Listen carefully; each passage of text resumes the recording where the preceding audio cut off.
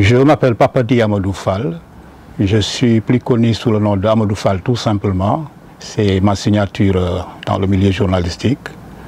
Je suis un ancien de l'école normale William Ponty de Thiès, de l'école normale supérieure de Dakar, de l'université Paris 7 Jussieu, d'où je suis sorti docteur en histoire économique et sociale. Tout de suite après, j'ai embrassé le métier de journaliste au quotidien national Le Soleil, où j'ai déroulé toute ma carrière de journaliste reporter à directeur des rédactions, et je l'ai terminé comme coordonnateur général de l'administration. Comme vous le voyez, je suis un historien économique de formation, devenu sans transition journaliste économique.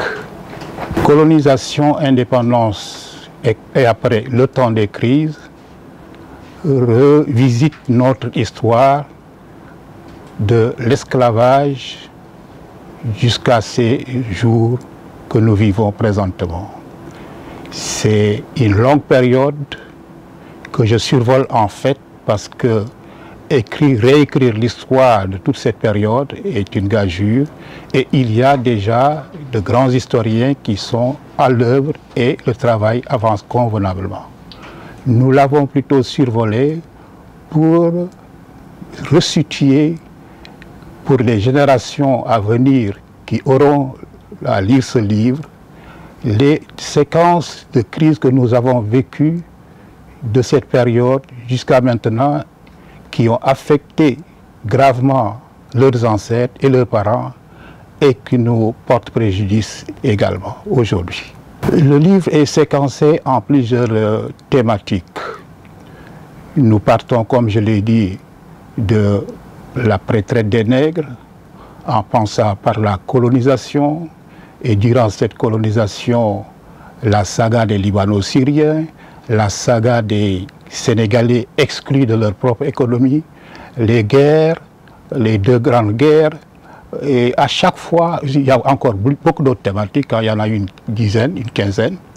À chaque fois, je parle de l'histoire ancienne ou plus récente pour déboucher sur les situations que nous vivons présentement.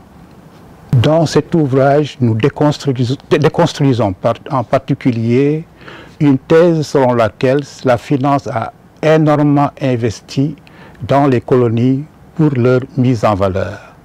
En réalité, cette thèse est fausse parce que ce sont les Africains eux-mêmes qui ont financé leur propre exploitation par les impôts et la dette contractée auprès de la mère patrie, comme on l'appelait, mais également par le travail forcé, les prestations obligatoires et l'effort de guerre consenti, tout cela au bénéfice de l'État français, du grand capital français et de la nation française.